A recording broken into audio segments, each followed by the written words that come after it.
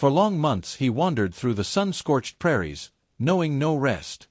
His only faithful companion was his horse, just as weary of the road as the rider himself. Dust clung to his clothes, the wind dried his lips, and sunsets followed sunrises in an endless cycle of loneliness. He had seen much: abandoned mines, burned-out settlements, lonely crosses along the roads. Yet all this time, one thought kept driving the cowboy forward, to find a place he could finally call home. One day, in a small tavern on the edge of a town, he overheard two old men talking. They spoke of an old ranch that had been abandoned for many years. The land was overgrown with weeds, the roofs had rotted, and the fences had fallen apart under the wind. People said the owners had vanished long ago, and that the place was cursed. But it was selling for just $100, the price of a bottle of whiskey and a pair of horseshoes. The cowboy smiled. $100 for a chance to start over, not too high a price. He pulled a crumpled wallet from his coat, counted out the money, and signed the time-worn papers. The road to his new land took several days. The days were long and hot, the nights cold and filled with stars. Stones crunched beneath the horses' hooves, the wind chased tumbleweeds, and somewhere in the distance coyotes howled. When the outlines of the old buildings finally appeared on the horizon, the cowboy's heart trembled.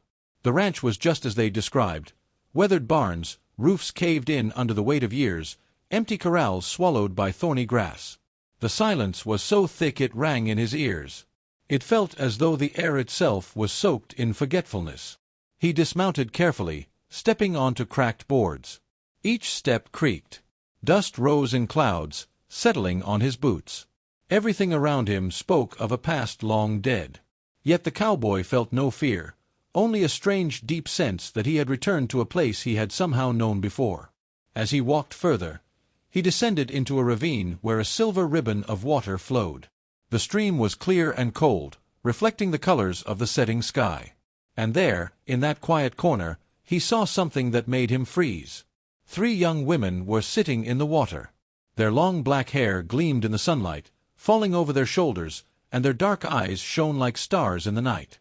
They did not fear the stranger. They only watched him with calm curiosity, as if he were someone they had long awaited. The cowboy immediately understood.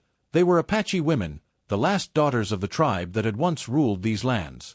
Their faces were serene, but in their eyes lay an ancient strength and the sorrow of loss. It was as if they carried the memory of their people, a memory living in every movement, in every breath of wind that touched the grass. He didn't know what to say. Silence stretched between them like a thin but unbreakable thread.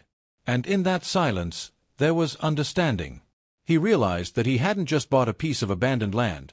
He had become part of a story where the pain of the past intertwined with the hope of the future. From that day on, the cowboy no longer felt alone. He began restoring the ranch, board by board, stone by stone.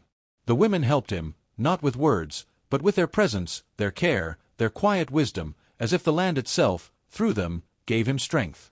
Sometimes, in the evenings, they sat by the fire. The cowboy listened to their soft songs in a language he couldn't understand, but in every note he felt something familiar. Days turned into weeks, weeks into months, and slowly, the desolation turned into life again. He understood that fate had brought them together for a reason. Those $100 had given him not just old walls and dry grass, but a meeting that changed everything.